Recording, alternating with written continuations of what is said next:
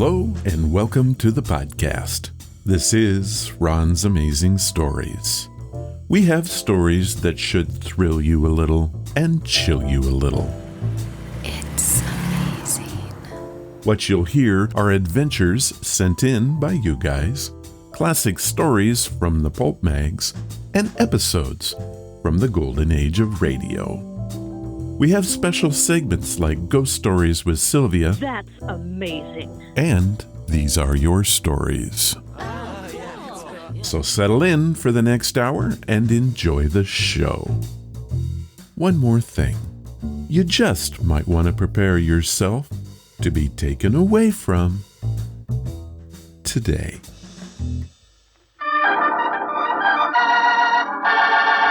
Another 5-minute mystery.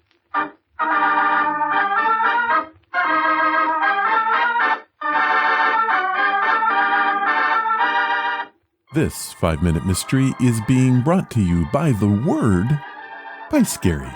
Where do you find these words? I'm a well-read person. Okay, what does it mean? Well, it fits with our story today. And it means? I'll tell you later. It is late afternoon in the sheriff's office at the old City Hall building, which also serves as county seat and police headquarters for a group of small northwestern towns.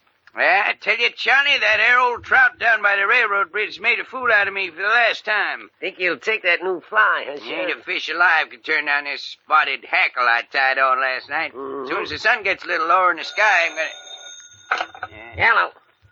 Yes, it's police headquarters. What? Down by the river? I'll tell the sheriff right away. Hey, what's the trouble, Charlie? You look a little peaked there. What's the matter? It's them two city fellas. They was fishing out behind the old Johnson farm. Now one of them's dead.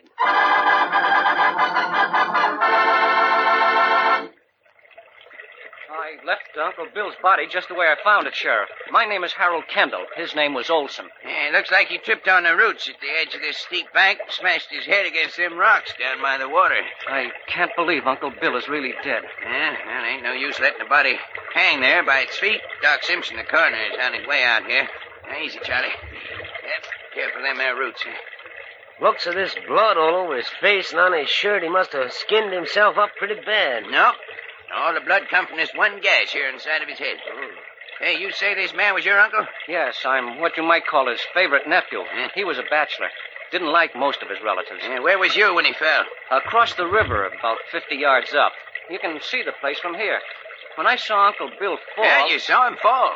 Yes, I didn't think it was serious at first. Uncle Bill was such a good fisherman.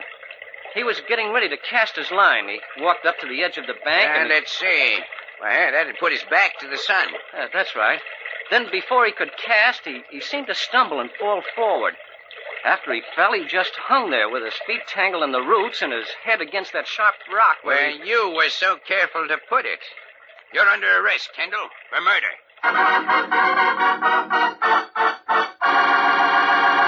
How does the sheriff know it was deliberate murder? Do you know the clue? We'll have the answer in a moment, but first...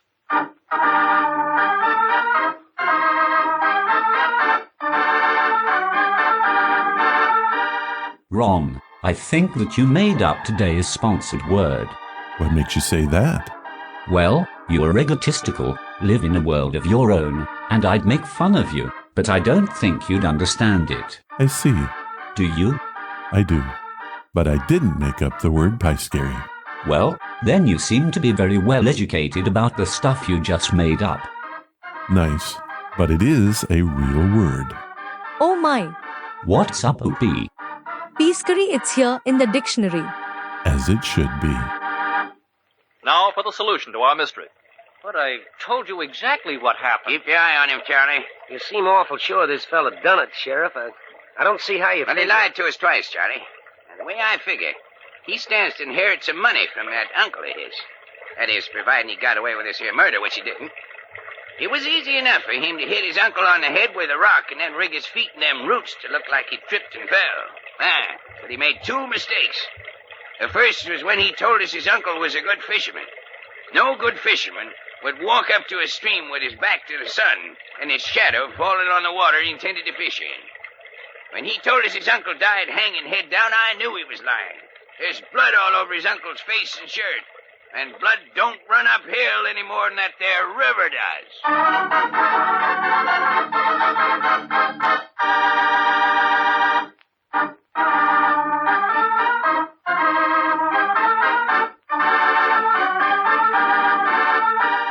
Well, did anyone bother to listen to the story?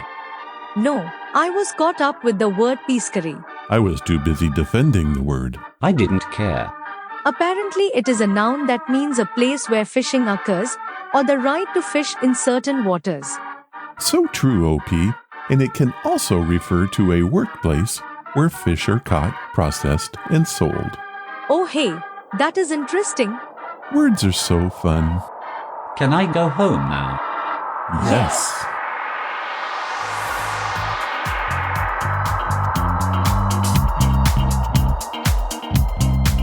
It's that you say?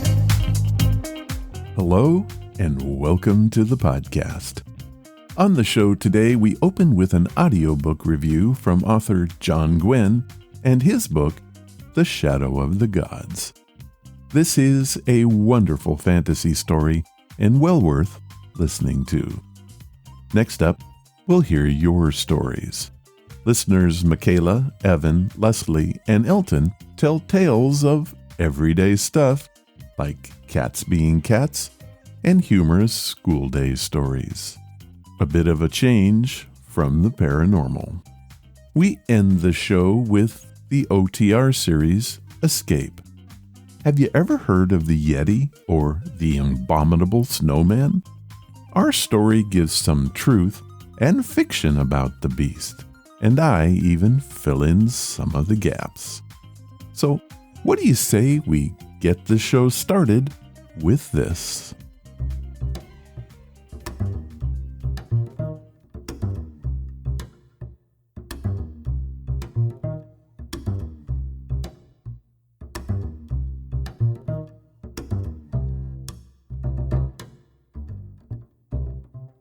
Today's podcast is brought to you by Audible.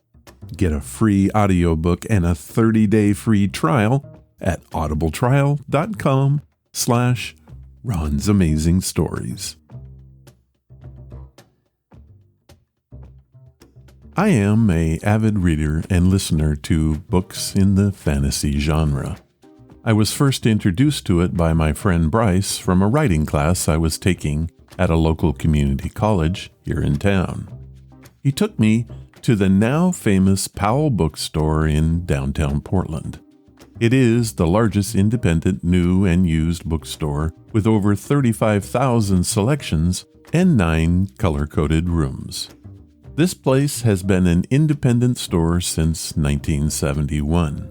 Its history began in Chicago in 1970 when Michael Powell, a University of Chicago graduate student, opened a successful bookstore specializing in rare, used, and discounted academic books.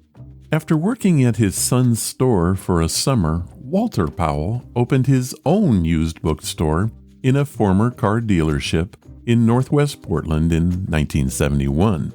The rest is history, and I can't tell you how many hours I've spent at this store. But what does this have to do with our review? Not a blessed thing, but I do appreciate good bookstores. They're hard to find this day and age.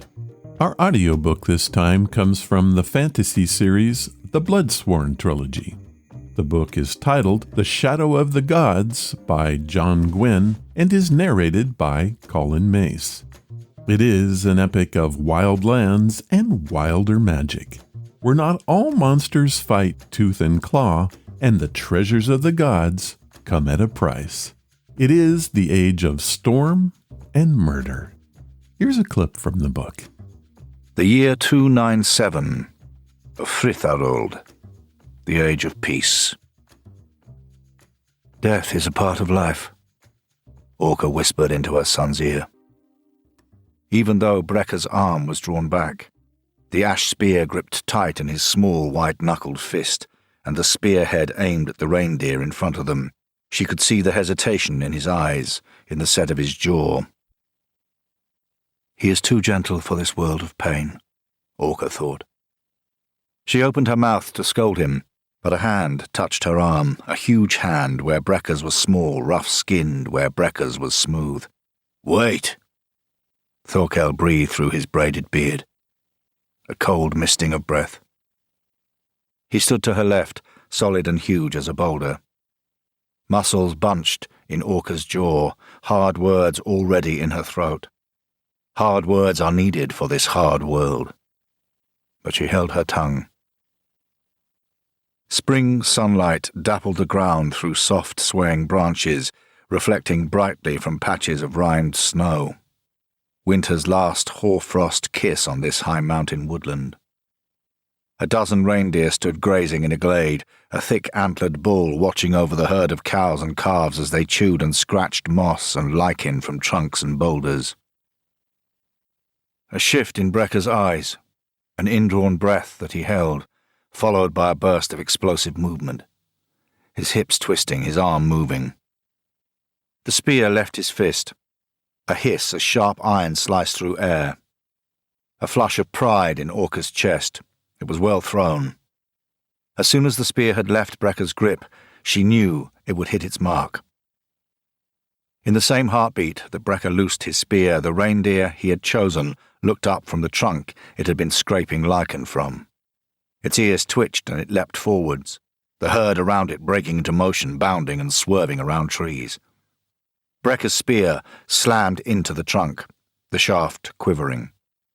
A moment later there was a crashing from the east, the sound of branches cracking, and a form burst from the undergrowth, huge, slate-furred and long-clawed, exploding into the glade. The reindeer fled in all directions as the beast loped among them, oblivious to all around it. Blood pulsed from a swarm of wounds across its body, long teeth slick, its red tongue lolling, and then it was gone, disappearing into the forest gloom. "What was that?" Brecca hissed, looking up at his mother and father, wide-eyed, shifting from Orca to Thorkel. "A fell wolf," Thorkel grunted as he broke into motion, the stealth of the hunt forgotten. He pushed through undergrowth into the glade, a thick shafted spear in one fist, branches snapping, Orca and Brecca following. Thorkel dropped to one knee, tugged a glove off with his teeth and touched his fingertips to droplets of the wolf's blood, brushing them across the tip of his tongue. He spat, rose and followed the trail of wolf blood to the edge of the glade, then stood there peering into the murk. Brecca walked up to his spear, the blade half sunk into a pine tree, and tried to pull it free. His body strained, but the spear didn't move. He looked up at Orca. Grey-green eyes and a pale, muddied face, a straight nose and strong jaw framed with crow-black hair, so much like his father, and the opposite of her, apart from his eyes. He had Orca's eyes. "I missed." For me, the first thing that grabs you is the narration. Colin Mace does a fantastic job presenting the story. In fact, it might be one of the best I've heard. The second thing that impressed me was the writing. It is so very rich, and the description of the environment makes you feel like you're right there with the characters. And of course, the characters are amazing. I guess my only complaint was that it was hard to keep the names straight as to who was who. But eventually that strengthened as I got deeper into the story. But what is the story about? After the gods warred and drove themselves to extinction, the cataclysm of their fall shattered the lands. Now the power-hungry Jarls carve out petty kingdoms, and monsters stalk the shadow-haunted woods and mountains. A world where bones of the dead gods still hold great power, promising fame and fortune for those brave or desperate enough to seek them out. The story follows the footsteps of three people: a huntress searching for her missing son, a Jarl's daughter who has rejected privilege in pursuit of battle fame, and a thrall who's cast off his chains and now fights alongside the famed mercenaries known as the Bloodsworn. All three will shape the fate of the world as it once more teeters on the edge of chaos. This is a wonderful story and well worth a listen. And if it appeals to you, head to audibletrial.com/Ron's Amazing Stories, and you can have it for free. Here is what Audible has set up for us. They are offering a free audiobook and 30 days to give you the opportunity to check out the service. You can stream or download thousands of included audiobooks, podcasts, and Audible originals in the Plus catalog. There is so much to do at Audible that you'll never run out of content. So, to download your free audiobook today, go to audibletrial.com/Ron's Amazing Stories. Thank you, Audible. And now, let's hear some of your stories. These are your stories, sent by you, for you.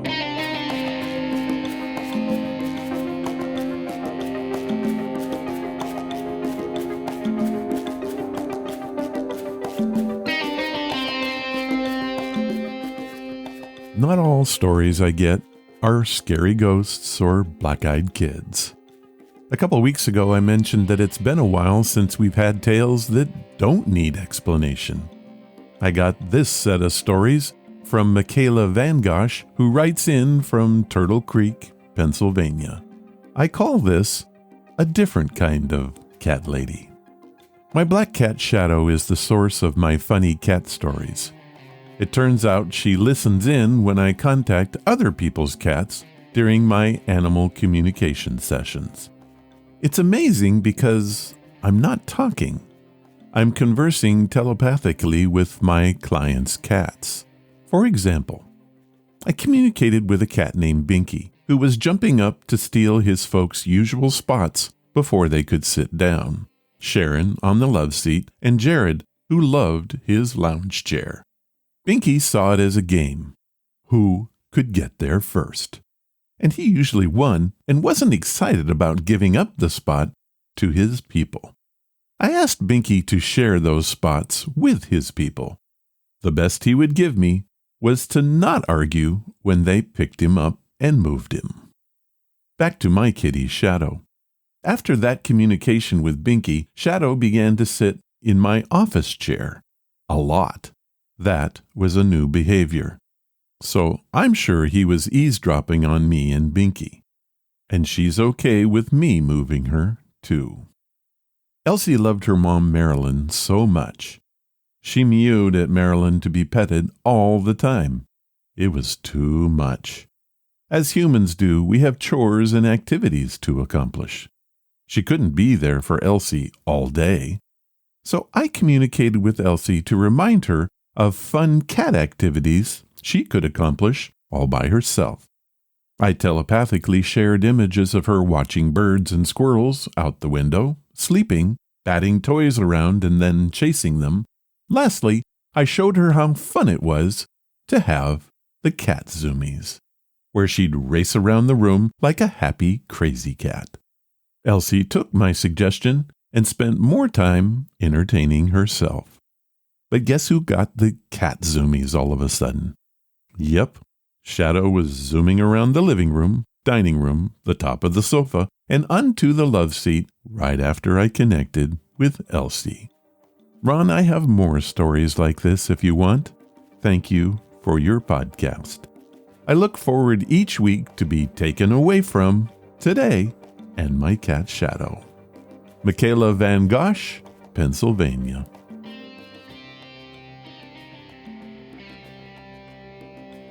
Now, I had to ask Mikaela if speaking with clients' cats was her work.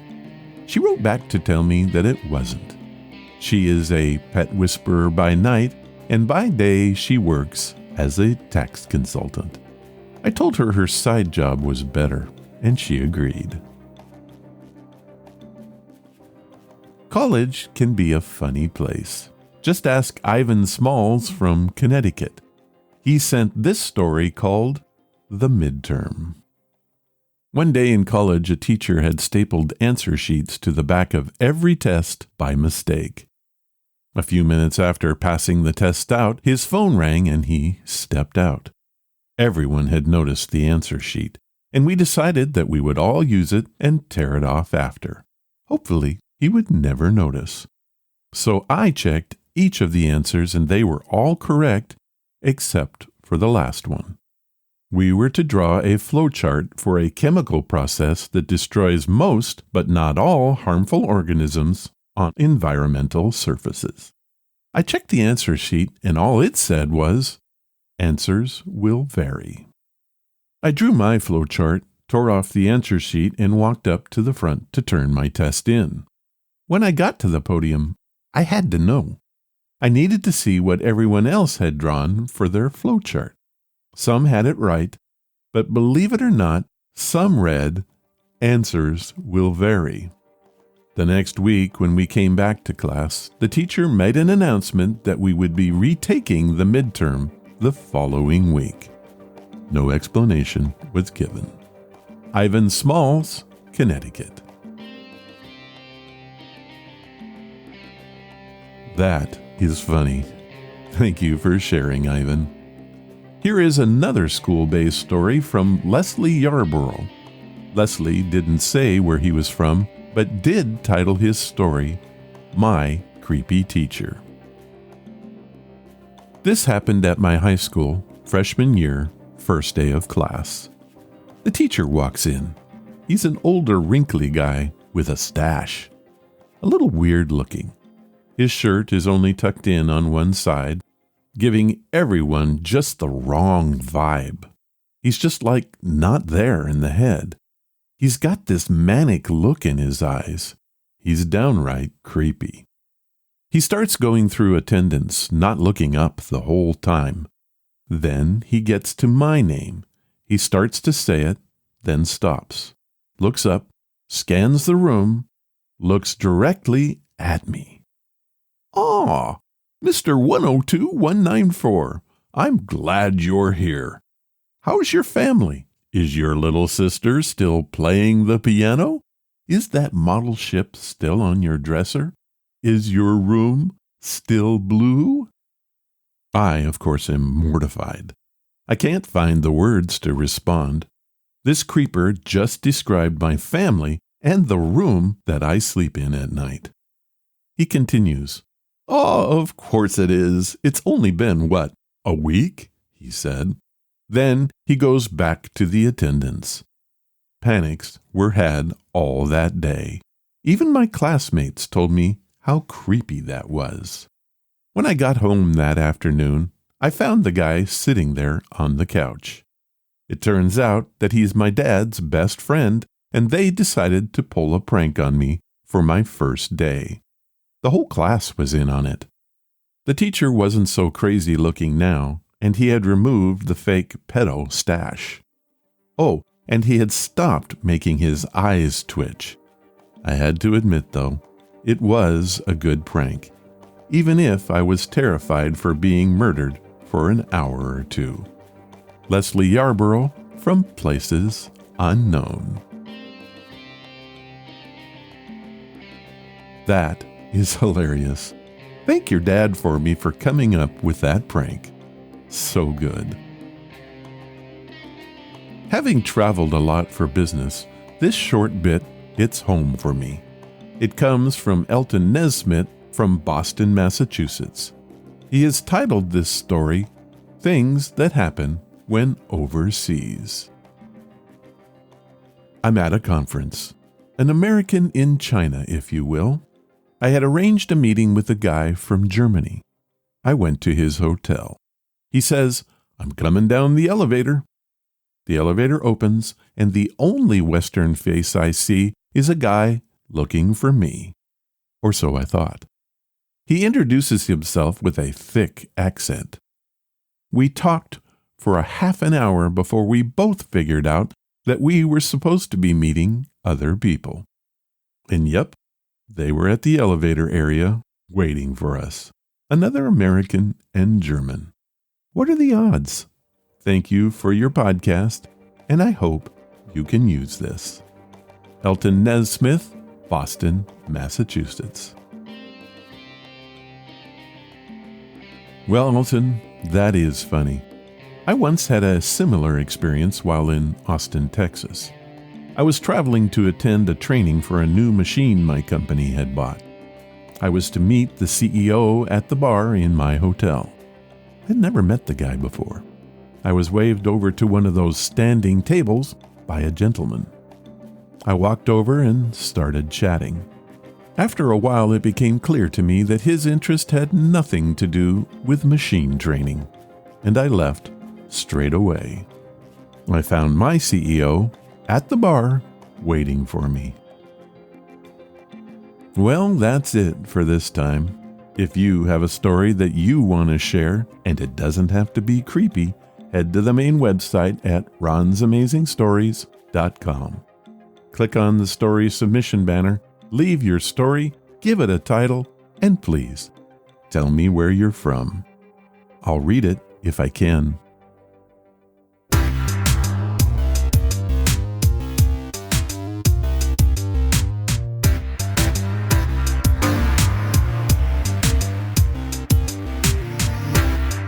Our featured story is titled The Abominable Snowman.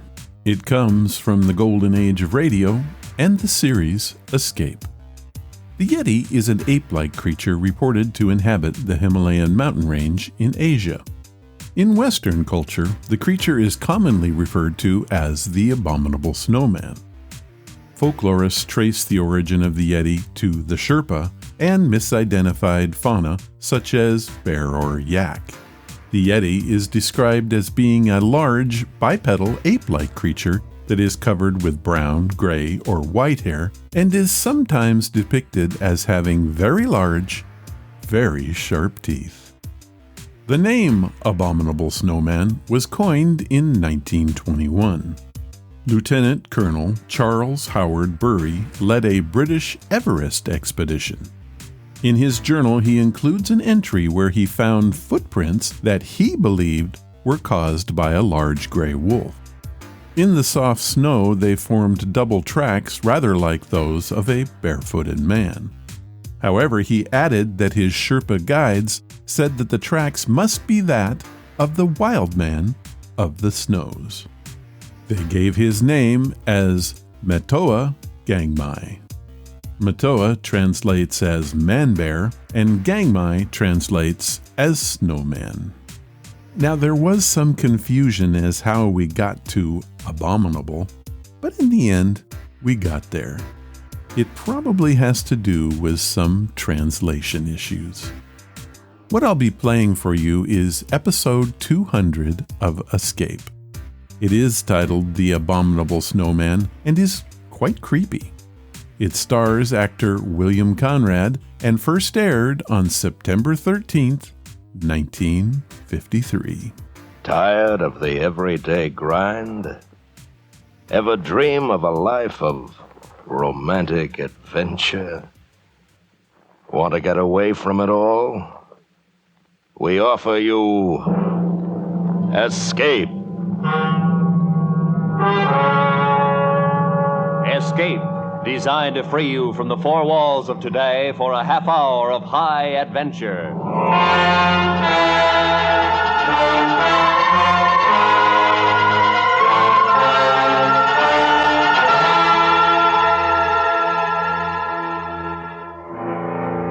You are high on the frozen slopes of a great mountain, terrified and caught in a blizzard, while the thing for which you've been hunting has suddenly become the hunter. And if it finds you, then for you and your companions, there can be no escape. So listen now as Escape brings you Anthony Ellis's exciting story, The Abominable Snowman.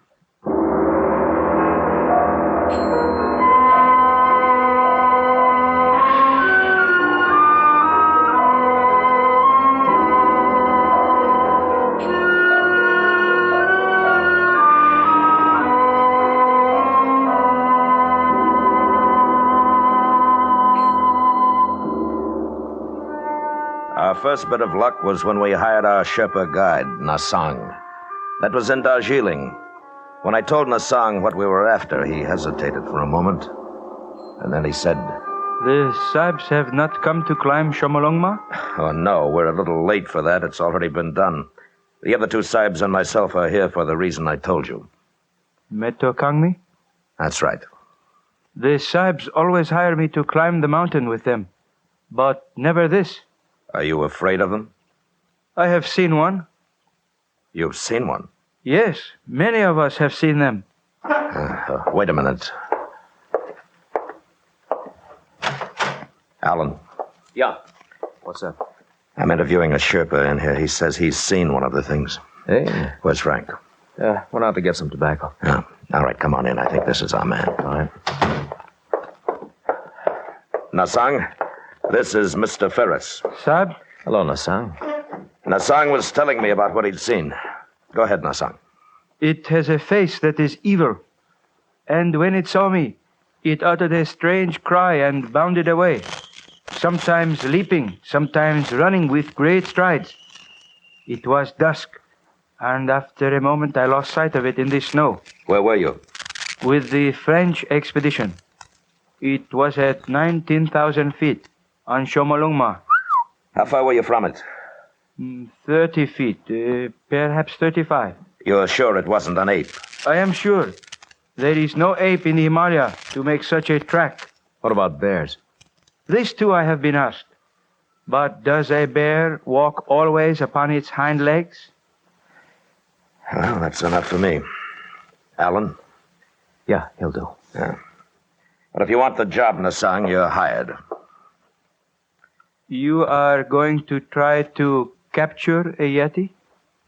Yes. It will be a difficult thing, but I will serve with you.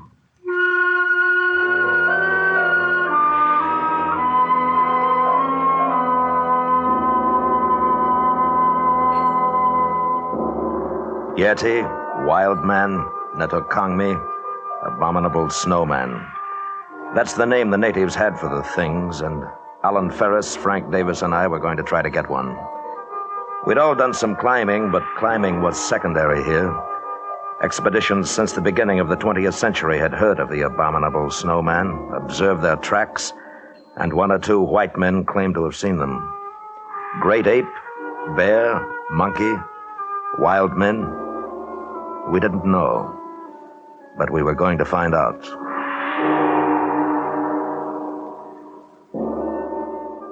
Four weeks later, we were in the Rongbuk Valley for our interview at the monastery with the Lama. The journey from our base had been uneventful, the weather was good, and our spirits were high. From the Lama's window, we could see the great peak of Everest in the distance. Why, gentlemen, do you desire to capture Metokangmi? Because, sir, we believe it will be an invaluable aid in our prehistoric research, that is, if these things are in any way human. And for this reason, then, you have formed the expedition? Yes. You are all familiar with climbing? Yes, we are. You would need to be. The Yeti move at high places, dangerous places, so my people tell me. Also, the monsoons are arriving in a short time. I understand that. Then do we have your permission to investigate in the valley and beyond? You have my permission. Oh, thank you. Appreciate it. There is one point, however. I must request that no wild animal or being in this valley be shot. Our religion does not allow it. We'll respect your wishes, sir. Now, may I ask you one more thing? Of course, my son. Do you believe in the existence of Metokangmi? I myself have never seen them, but I know that they live here, above the valley, on the goddess mother of the world. It is also true that at least 5, and possibly more, inhabit the upper Rongbuk and its glaciers. Thank you. Do you have porters? Our guide Nasang is hiring them now. Yeah. I trust that he meets with good fortune.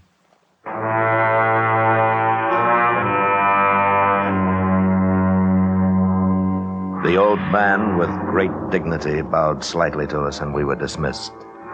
But I thought I saw the shadow of a smile on his lips as he turned away. And it wasn't long before I found out why. Nasang returned to us in our quarters, and his face warned of bad news. Sahib, I am unable to hire any porters. Well, why not? They know the purpose of the expedition. They will not go. Why? They are afraid. Of the snowman? Yes. They live in peace with them. They wish no trouble. They are afraid. Well, all right. It'll be rough, but we can't waste time talking them into it. The monsoons will be coming in a couple of weeks. It's not the same as climbing Everest. We'll travel light, just the four of us, set up a base and start hunting. All right with you fellas? Yeah, sure. Nasang? I will go with you. I am not afraid. Good. Well, let's take a look at the map. Now, we'll each carry a capacity load. We should be able to make this point below the glacier in 2 days. That's 16,000 feet. And if our abominable snowmen are in the vicinity, we've got 2 weeks to find them. When do we start? Tomorrow. Good. Well, that's it. Paul? Yes, Frank? One thing. What do the natives mean when they say they don't want any trouble with the things? Superstition, probably. Oh, no, Sab. It is not superstition. It is because the Yeti are cannibals. That is why the porters are afraid.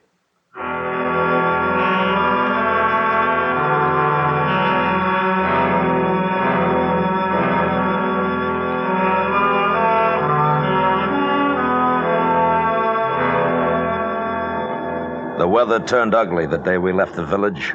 A cold Tibetan wind blew down from the west, and with our heavy packs, it took us much longer than we'd thought to arrive at the point just below the Rongbuk Glacier. We set up our camp and made ourselves as comfortable as we could. The next morning wasn't so bad. There was a heavy overcast, a promise of snow, and the peak of Everest looming over us was shrouded in clouds. The four of us sat in the tent looking at our charts and drinking hot tea. I figured it'd be easiest if we started at the East Glacier. It's only about 3 miles from here, and with the weather as stinking as it is, we won't run too much of a risk. What do you think, Paul? Well, that sounds all right. What do you say we split up?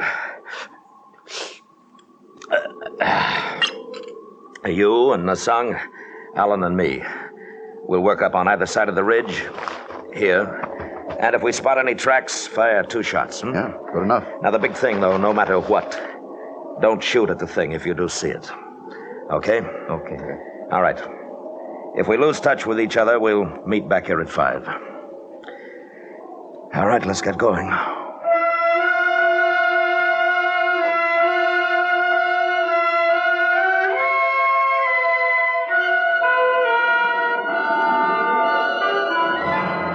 We'd left the base at 6 that morning, and the going was rough. Alan was pretty well shot by the time we got to the 17,000-foot mark. He was having a tough time breathing, and the wind had come up again. And with it, a fine, powdery snow that blinded and choked us.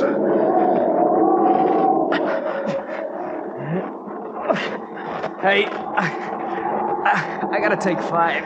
All right. Here, move over here. Might cut some of the wind. Oh, that's better.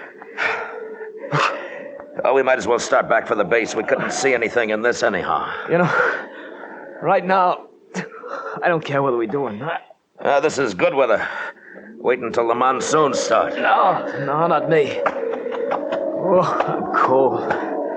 I've never been so cold in all my life.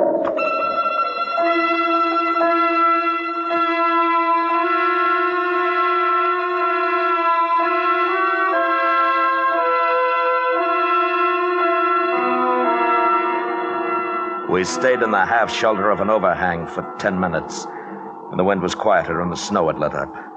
I noticed that the tracks we'd made coming into the shelter were gone now, but we didn't have any worry finding our way back. I figured that Frank and Nasang had met pretty much the same thing on their side of the ridge, and we'd meet them at the base.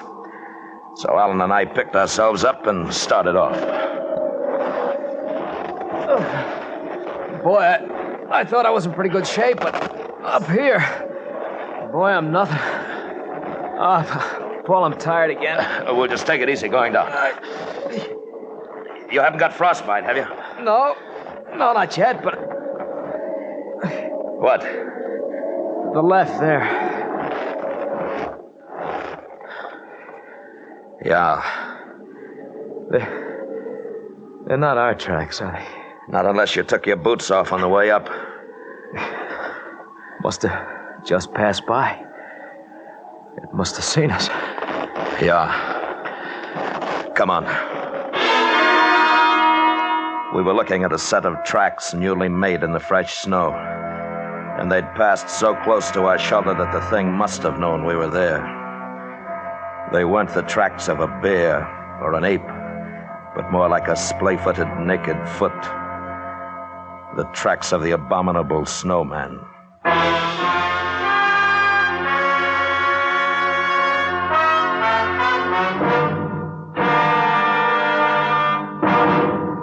We will return to Escape in just a moment, but first, 30 million school children make their way back to class this year.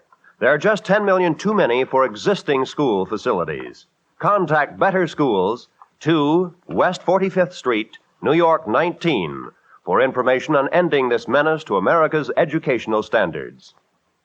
And now, back to Escape.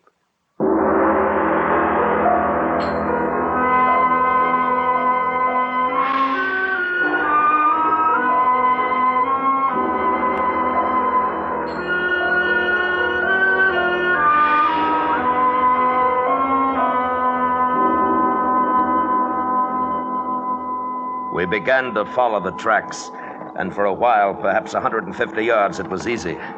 And then the thing made a leftward traverse down a deep slope. We could see the prints clearly, angling with a sidestep, as sure-footed as a mountain goat, except that it was walking on 2 legs. This way, Paul. Take it easy, Alan. It's getting steeper. Boy, that thing sure can climb. Hold up. Alan. I think Hold it! And he dropped out of sight over the lip of the crevasse. We weren't roped together.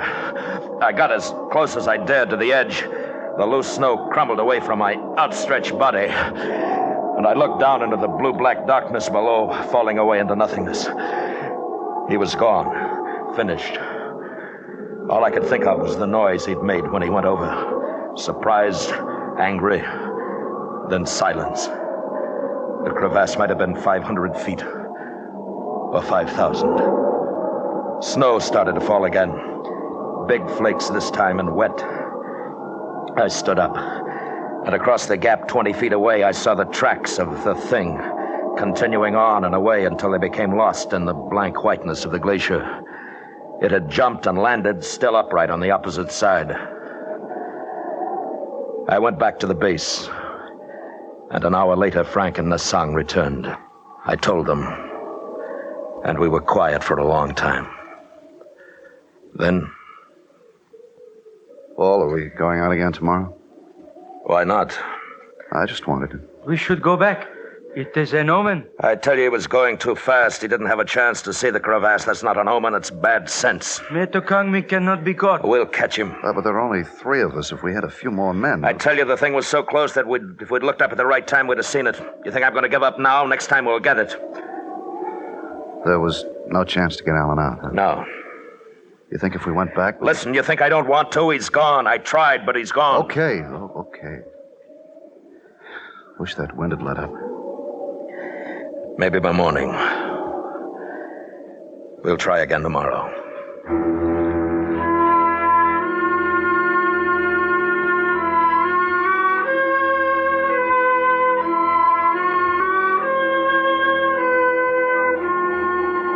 It was cold that night, and somehow colder because Alan was gone.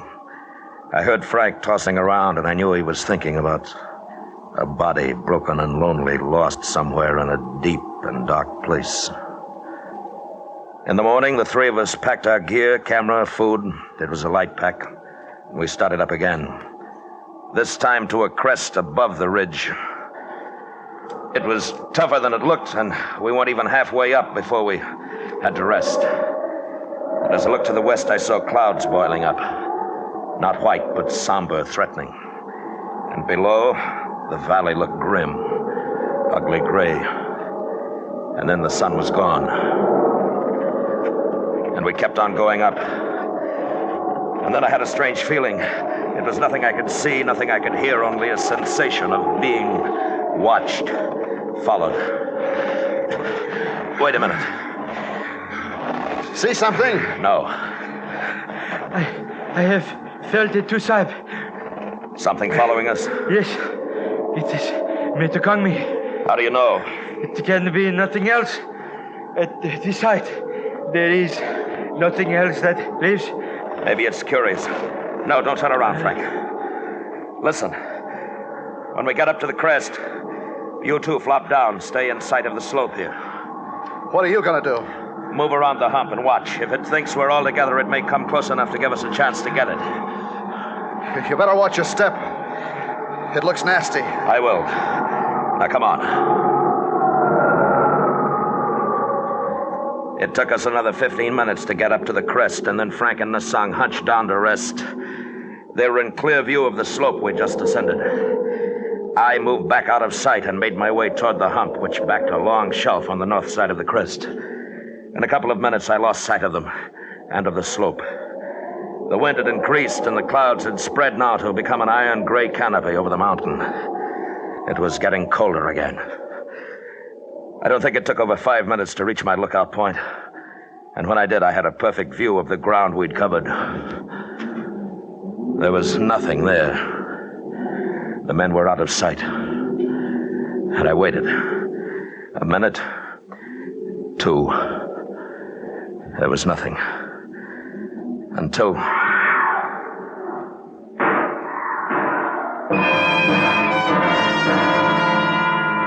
It came, carried on the wind, a cry and then shots. I scrambled back to where I'd left them. And when I got there, Frank was lying on his back, and I couldn't look at what was left of his face. There were terrible deep rents in his clothing, and he was dead. Nasang lay huddled a few feet beyond, a gun in his hand. Sahib. What is it? What? Metokangmi came from behind us.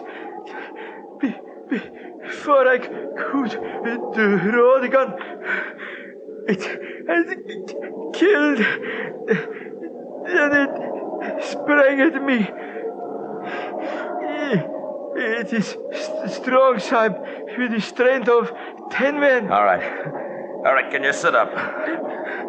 My leg, it struck at me, my leg broken. I shot at it, but I missed.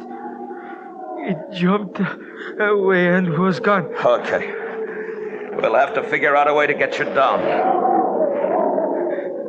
We were 4 hours from camp, and with Nasang practically helpless, it could well be 4 days or never.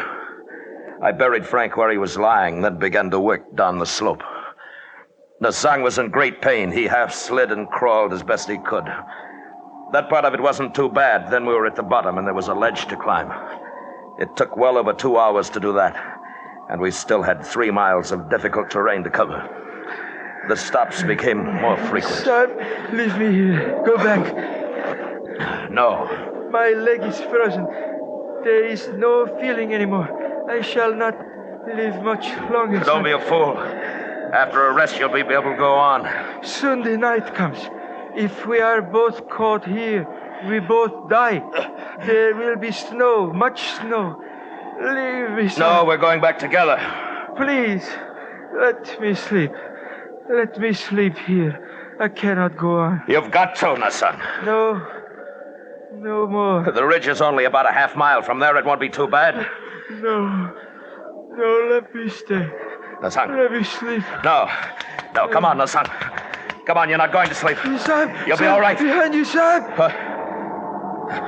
I turned, and for an instant I saw it outlined against the snow, crouching, of medium height. It was covered with thick hair.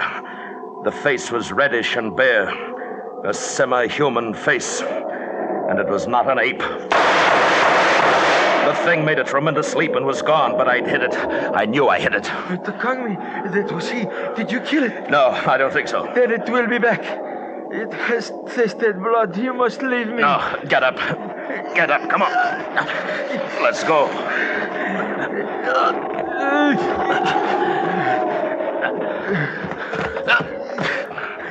Nasang! I am very sorry, sir. Will you ask the Lama to make a prayer for me? Sure. Sure I will, Nasang, but... Give my pray to my wife in Darjeeling. I'm sorry, Sahib. I die. Nasang? Nasang?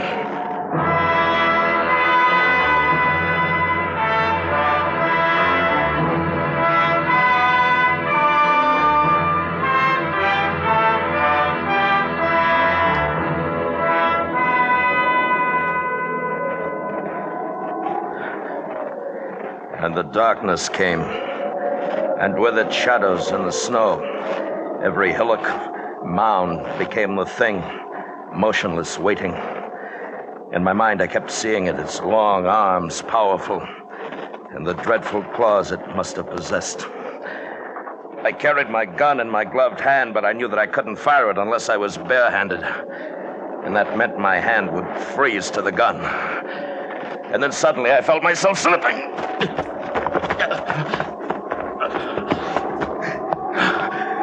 It was a short incline, but when I reached the bottom, the gun was gone.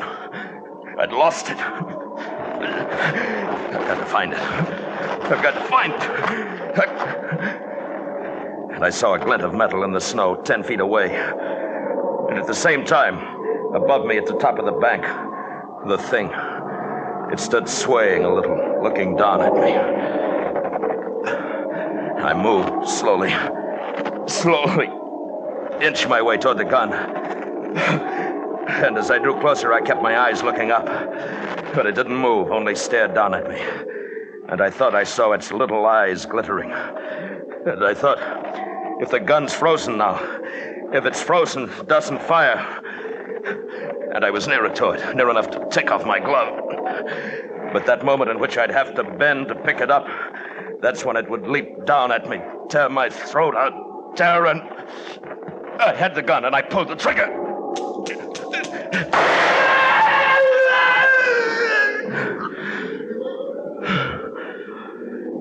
And it lay there, strange and terrifying, its blood staining the snow. And it looked at me. Looked at me until the sound died away.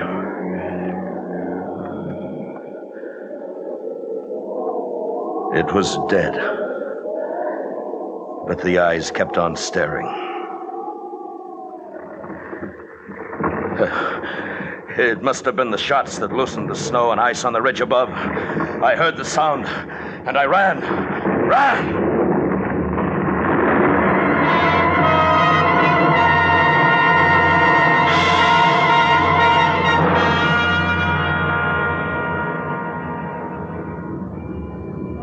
It passed me and swept on down toward the valley, the thunder of it dying in the distance.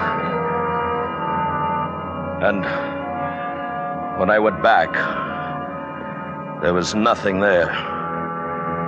It was buried somewhere under tons of snow.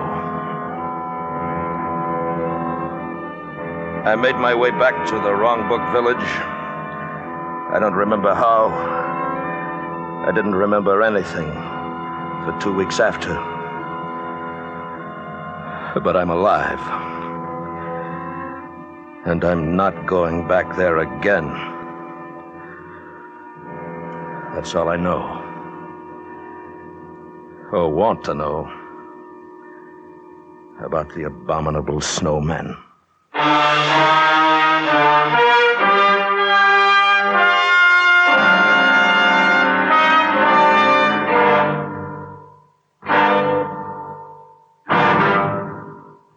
Escape has brought you The Abominable Snowman, written and directed by Anthony Ellis, starring William Conrad as Lane. Featured in the cast were Anthony Barrett, Hy Averback, Jack Crucian, and Edgar Barrier. The special music for Escape was composed and conducted by Leith Stevens. Next week.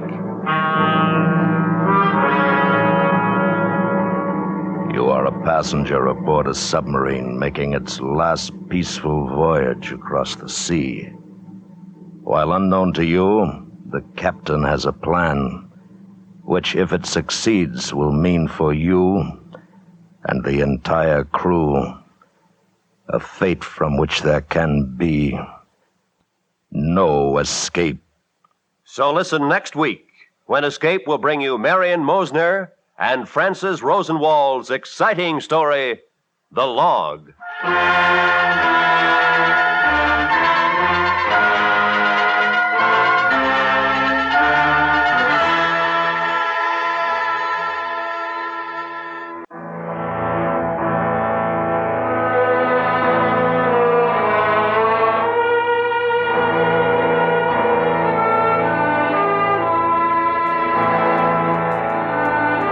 This is the CBS Radio Network.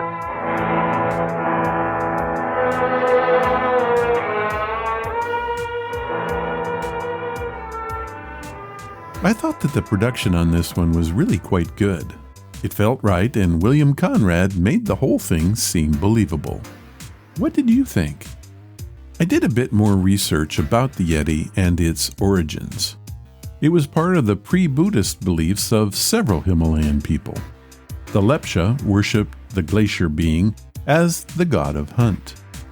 Also, the followers of the Bon religion believed that the blood of the mere god, or wild man, had use in certain spiritual ceremonies. Yeti was adopted into Tibetan Buddhism, where it was considered a non-human animal that is nonetheless human enough to sometimes be able to follow Dharma. And finally, in Tibet, images of the Yeti are worshipped as guardians against evil spirits.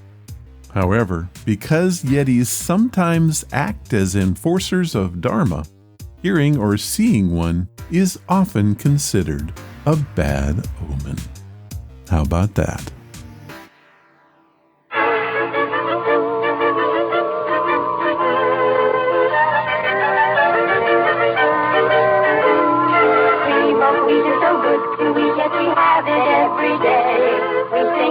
It will make us strong and it makes us shout, hooray! It's good for growing babies and grown-ups to eat. For all the family's breakfast, you can see cream of wheat.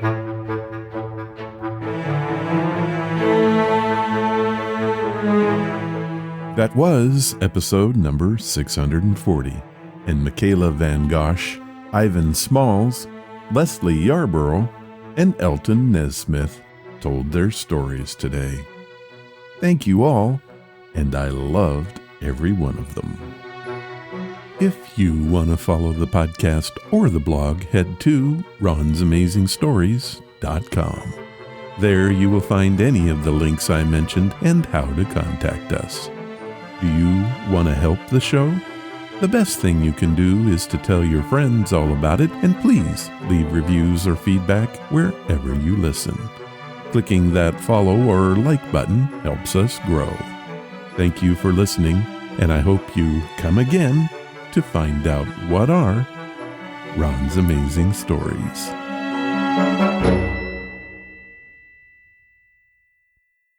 All of the vintage audio used in the podcast is believed to be in the public domain. Ron's Amazing Stories does not own the rights to any of the old-time radio used here. If you hold the rights to any of the shows played, please contact us immediately at ronsamazingstories.com.